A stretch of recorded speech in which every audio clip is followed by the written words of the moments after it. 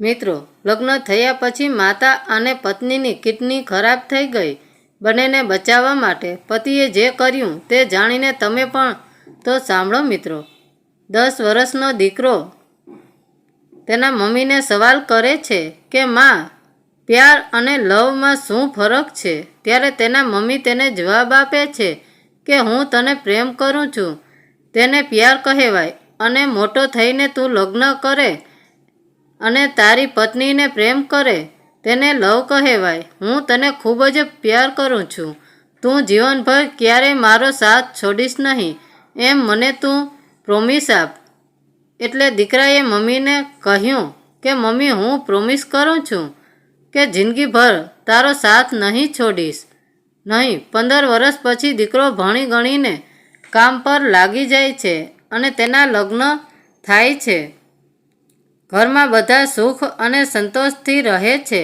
દીકરાની પત્ની એક દિવસ તેના પતિને કહે છે, તમારા માટે મેં મારા માતા પિતા અને મારા ઘર પરિવારને છોડીને આવી છું. તમે મને પ્રોમિસ કરો કે તમે મારો સાથ ક્યારેય છોડશો નહીં. ત્યારે પતિ તેની પત્ની સાથે પણ પ્રોમિસ કરે છે. બધું બરાબર ચાલતું હતું. એવામાં એક દિવસ દીકરાના મમ્મીની તબિયત ખરાબ થઈ.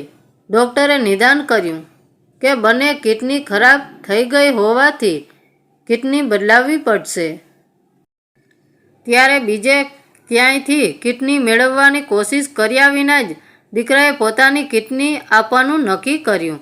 હજી ઓપરેશનની તારીખ નક્કી કરી ત્યાં જ તેની પત્ની પણ બંને કિડની ખરાબ થઈ ગઈ અને તેને પણ જીવડાવવા માટે એક કિડની બદલાવવાનું ડૉક્ટરે કહ્યું.